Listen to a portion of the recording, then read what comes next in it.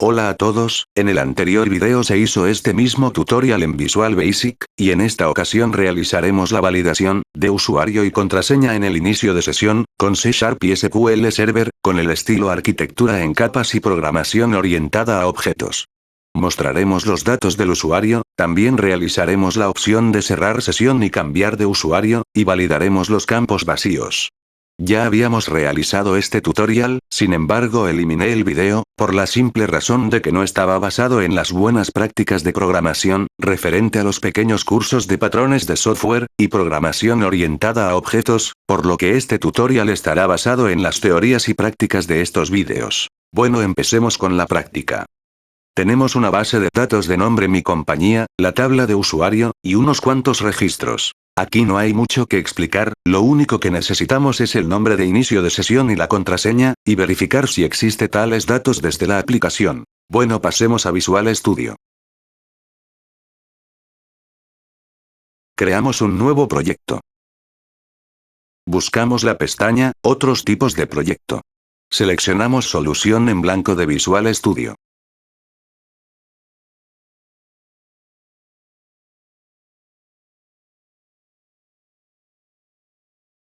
Agreguemos un nuevo proyecto de tipo aplicación de Windows Forms para la capa de presentación.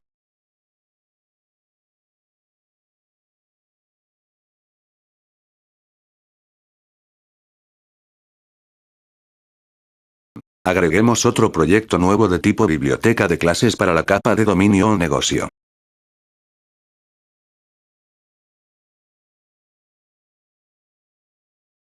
Y un último proyecto nuevo de tipo biblioteca de clases para la capa de acceso a datos o persistencia. Agreguemos las referencias entre capas según la arquitectura tradicional en capas, donde una capa superior solo conoce la capa inmediatamente debajo de ella. La capa de presentación solo tiene acceso a la capa de dominio. La capa de dominio solo tiene acceso a la capa de acceso a datos. La capa de acceso a datos no referencia a ninguna capa, ya que es la capa más inferior. Bien, empecemos a trabajar con la capa de acceso a datos. Renombraré esta clase para la conexión a SQL.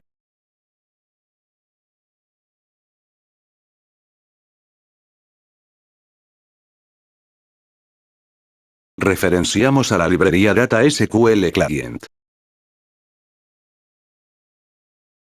Esta clase será una clase abstracta, es decir, esta clase no puede ser instanciada, solo se puede usar como una clase base. Declaramos una variable privada de solo lectura de tipo string para la cadena de conexión.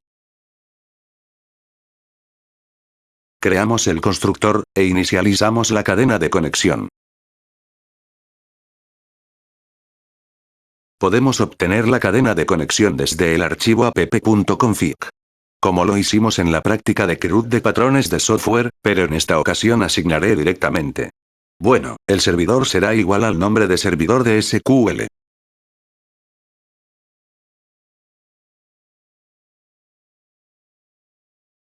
Si tienes una instalación por defecto de instancia de SQL, bastará en colocar la palabra local entre paréntesis, o solo un punto.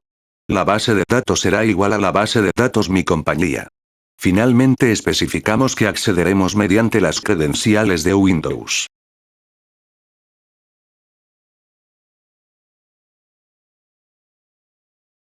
Creamos un método protegido de tipo conexión para obtener la conexión. Bueno, aquí simplemente retornamos una instancia de SQL Connection, como parámetro, enviamos la cadena de conexión.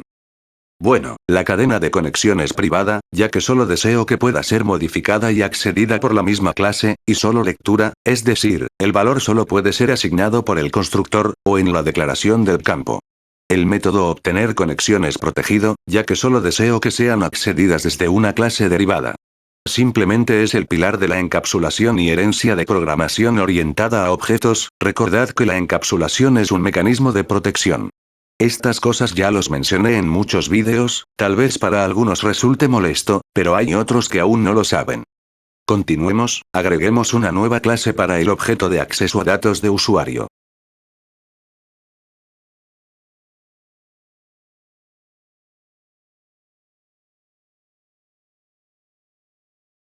Indicamos que esta clase hereda de la clase conexión. Importamos la librería Data y SQL Client.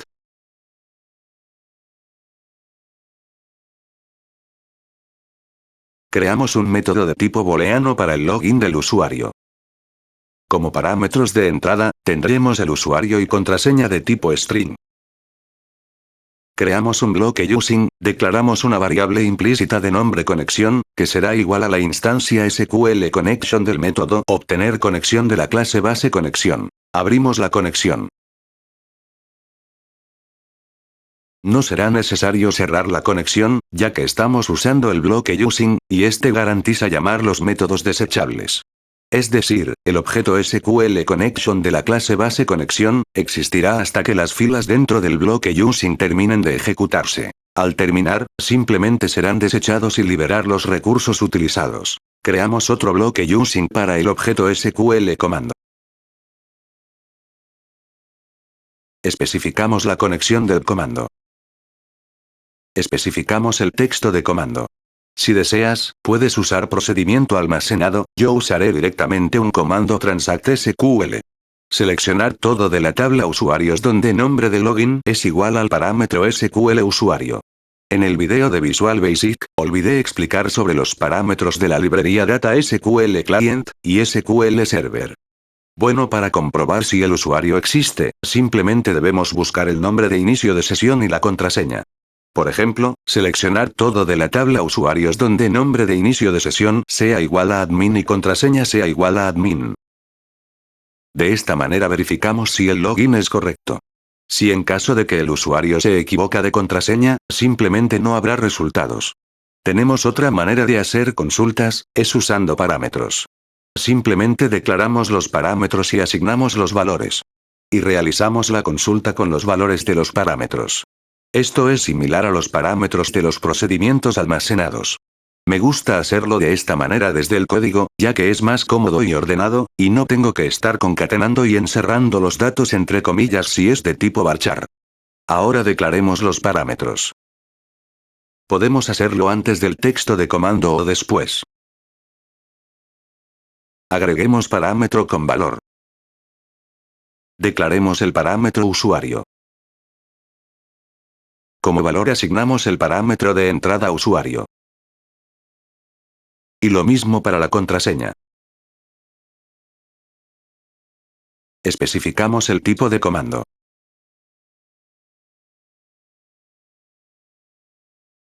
Declaramos SQL Data Reader, que será igual al método ExecuteReader del comando.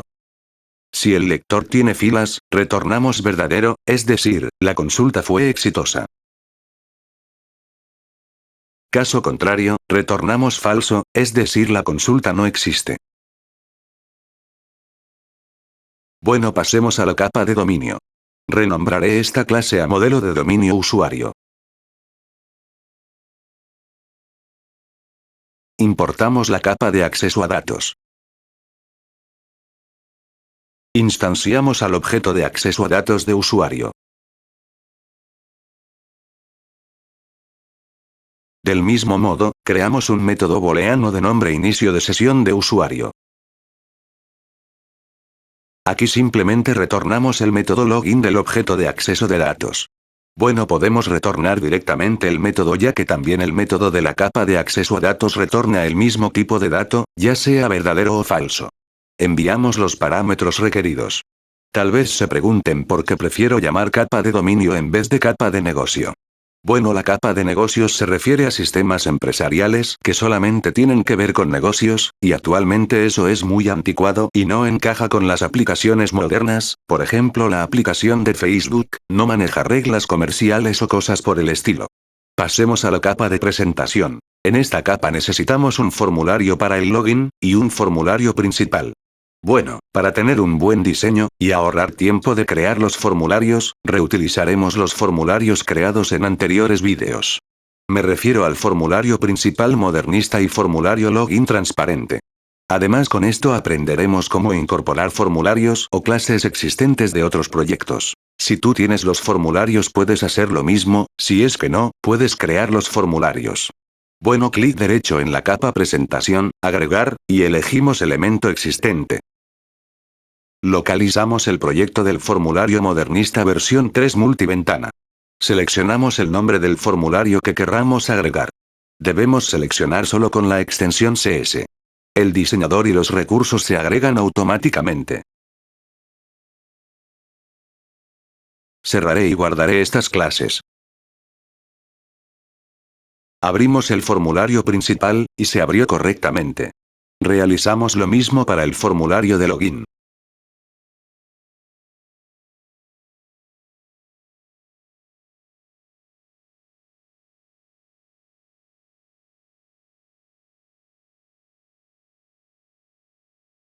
Bueno, nos dice que ha ocurrido un error y el diseñador no puede procesar el código. Eso se debe porque en este formulario utilizamos el control forma línea de Visual Basic Power Packs. Para solucionar el problema, necesitamos referenciar a la librería Power Packs. Bueno, cerramos las clases del formulario login. Para agregar la referencia, podemos insertar un control del paquete Power Packs a un formulario existente. Si en caso que los controles que instalaste no están, podemos referenciar desde el administrador de referencias.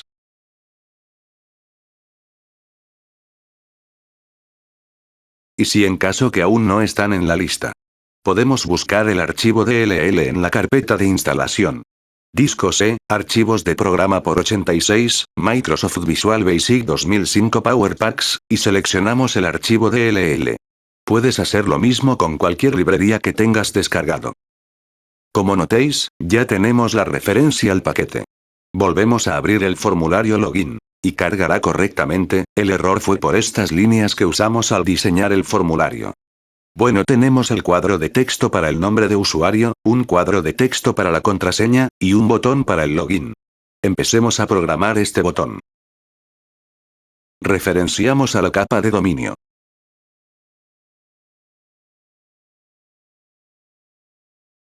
Antes de invocar la capa de dominio, necesitamos validar los cuadros de texto, es decir, los campos usuario y contraseña, no pueden estar vacíos. Ya que no tendría caso realizar la consulta a la base de datos con datos vacíos. Sería una pérdida de tiempo para la aplicación. De esa manera, mejoramos el rendimiento. Bien, continuemos. Si el cuadro de texto usuario es diferente a vacío. En este caso, no es vacío, ya que estamos usando la marca de agua o también conocido como placeholder. Entonces el valor siempre será nombre de usuario. Lo cual representa igual que vacío. Si tú no estás usando placeholder, simplemente tienes que especificar una cadena vacía. Caso contrario. Igual que la versión anterior, vamos a agregar un label para mostrar el mensaje de error.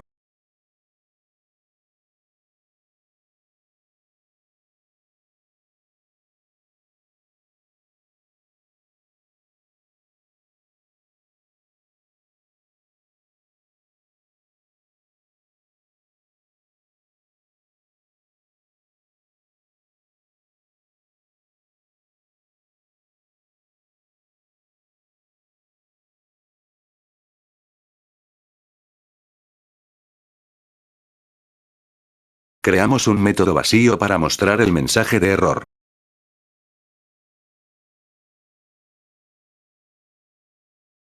Va a recibir un parámetro para el mensaje. Ocultamos la visibilidad de la etiqueta mensaje de error. Cargamos el label mensaje de error, con el parámetro de entrada. Dejo 4 espacios en blanco para dar lugar al icono de advertencia. Finalmente cambiamos la visibilidad del mensaje a verdadero. Si el cuadro de texto usuario está vacío, invocamos el método de mensaje de error. Como mensaje decimos al usuario que ingrese su nombre de usuario. Realizamos lo mismo para el campo contraseña.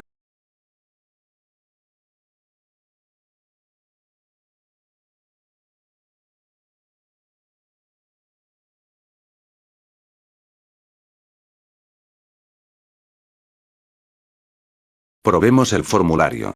Pero antes necesitamos cambiar el formulario de inicio, también necesitamos cambiar el espacio de nombres del formulario login al espacio de nombres capa de presentación. Ya que está con el nombre del proyecto original de donde fue importada. Tenemos que cambiar en el código y en el diseñador del formulario.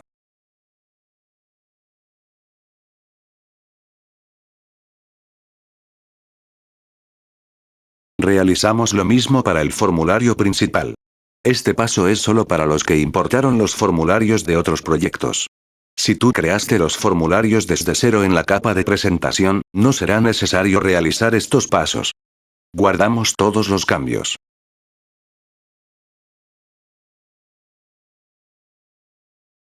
Cambiamos el formulario de inicio a formulario login. Probemos.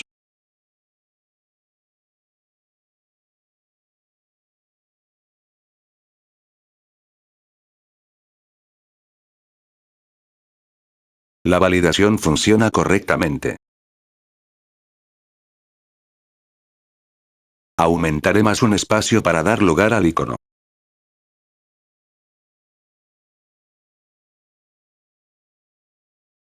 Bien, si en caso que las condiciones resultan ser verdaderas, es decir, los campos no están vacíos, instanciamos al modelo usuario de la capa de dominio. Declaramos una variable implícita de nombre login válido, asignamos como valor el resultado que retorna el método de iniciar sesión de la capa de dominio. Como parámetro, enviamos el textbox usuario y textbox contraseña. Ahora verifiquemos si existe el usuario y contraseña. Si el inicio de sesión es verdadero, instanciamos al formulario principal.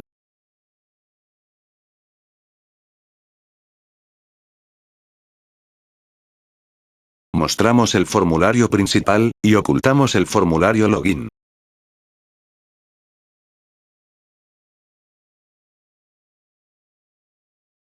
Caso contrario, es decir, el inicio de sesión no es exitoso, simplemente mostramos un mensaje de error.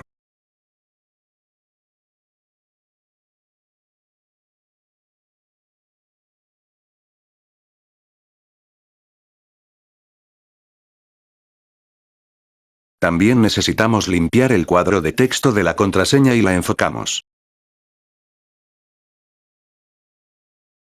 Bueno, eso sería todo. Probemos.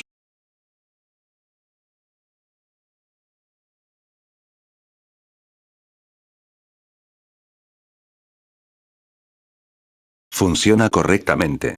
Ahora ingresaré un usuario y contraseña válido. De igual manera funciona correctamente.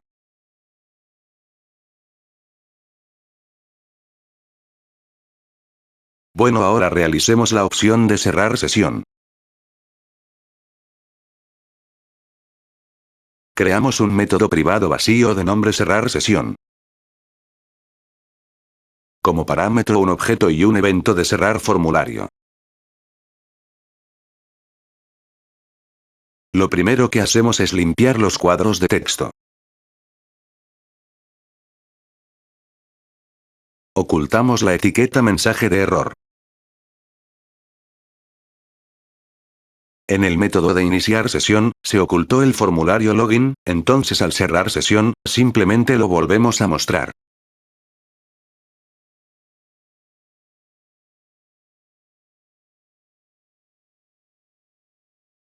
Bueno, necesitamos ejecutar este método cuando cerremos el formulario principal. Entonces sobrecargamos el evento formClose del formulario principal, con el método de cerrar sesión. Como último paso, nos vamos al formulario principal. En el evento del botón cerrar sesión, simplemente cerramos el formulario. Copiaré estas líneas para mostrar un cuadro de mensaje. Cambiemos esto por cerrar el formulario principal. La opción de cerrar formulario y cerrar la aplicación son totalmente diferentes. Al cerrar la aplicación se cierra todos los recursos y formularios abiertos, en cambio al cerrar sesión, solamente cerraremos el formulario principal y volveremos a mostrar el formulario login. Probemos. Iniciemos sesión y cerremos sesión. Funciona correctamente.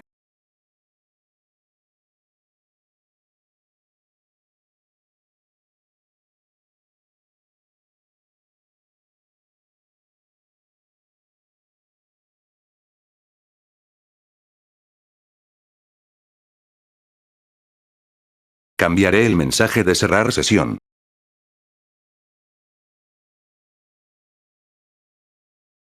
Bueno, al cerrar sesión, tenemos el inconveniente de que los cuadros de texto quedan vacíos. Y eso no es lo que deseamos, ya que en este formulario estamos usando las marcas de agua en los cuadros de texto, para eso necesitamos reiniciar el efecto placeholder. De esta manera. Probemos nuevamente.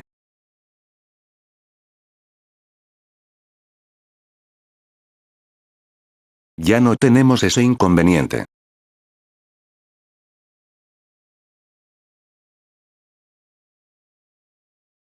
Bueno, ahora mostraremos los datos del usuario.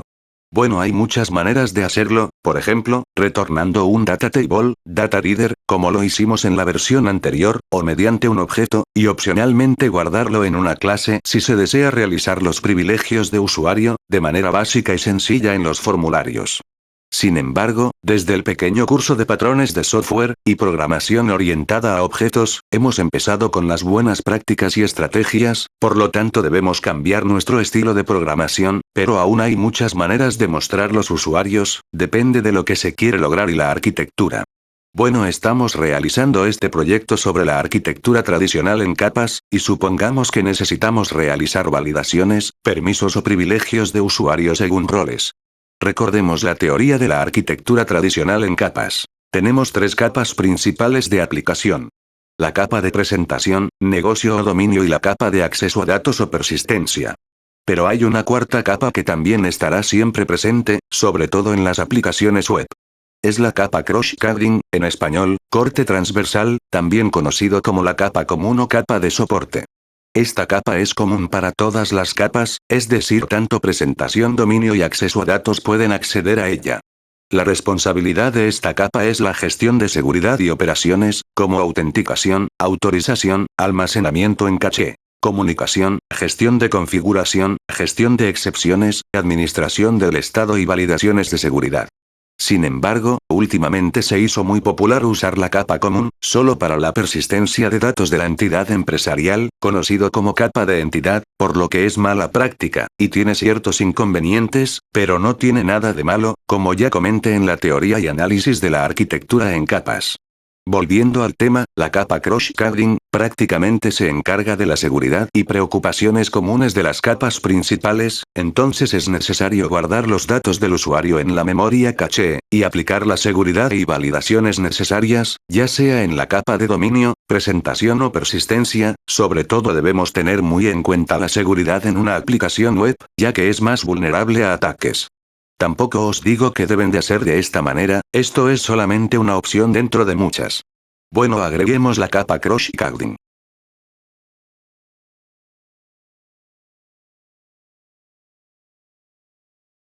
Agregar nuevo proyecto de biblioteca de clases.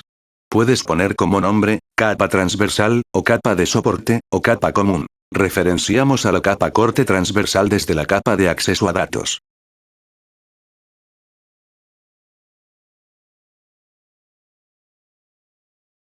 Desde la capa de dominio.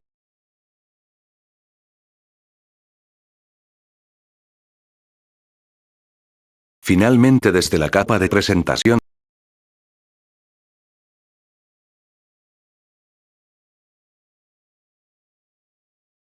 Agregaré una carpeta de nombre caché.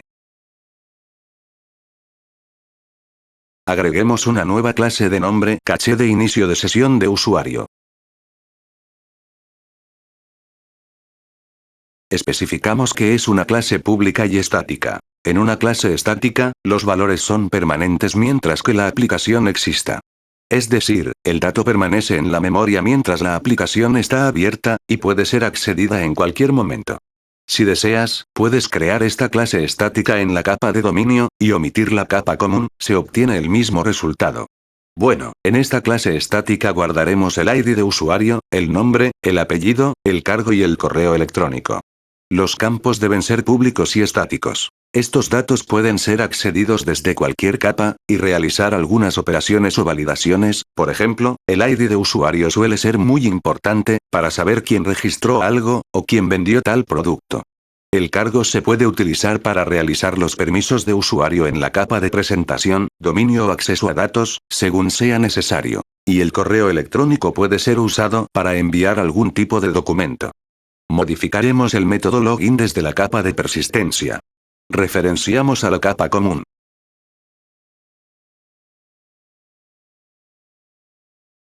Mientras el lector lea las filas, agregamos los valores de la columna a los campos de la clase estática. ID usuario será igual al método obtener entero del lector. Aquí necesitamos especificar la posición de columna. Recordemos que el número de columna inicia en 0. El ID de usuario es columna 0. El nombre del usuario será igual a la columna 3, lo obtenemos como cadena. Realizamos lo mismo para los demás campos.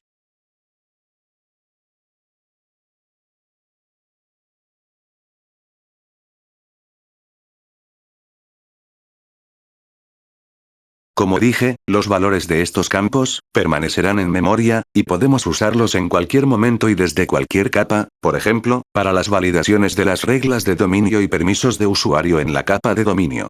Puedo decir que para cambiar la contraseña necesitamos que el usuario sea real.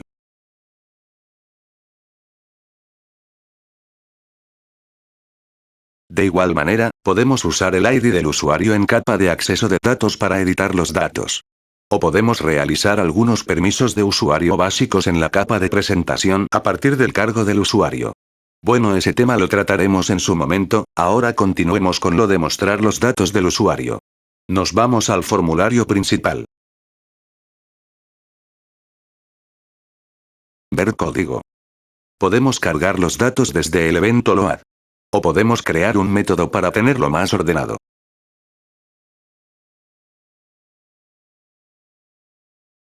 El texto de LBL nombre será igual al campo nombre de la clase caché de inicio de sesión de usuario. Necesitamos referenciar a la capa común.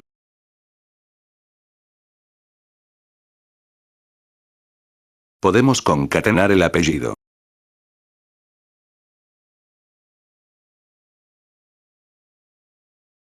Realizamos lo mismo para los otros campos. De esta manera podemos obtener estos datos desde cualquier formulario o capa, sin la necesidad de pasar por parámetros, ya que he visto muchos casos que pasan el ID del usuario a parámetros de métodos o constructores. Invocamos el método desde el evento load del formulario. Bueno, probemos.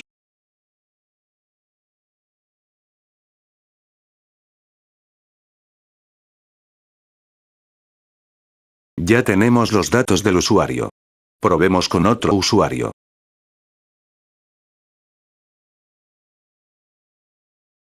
De la misma forma, funciona correctamente.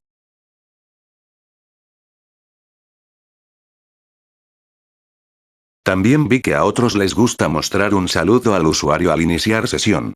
Para eso, aquí podemos usar un simple cuadro de mensaje, o una barra de progreso, con un saludo de bienvenida al usuario.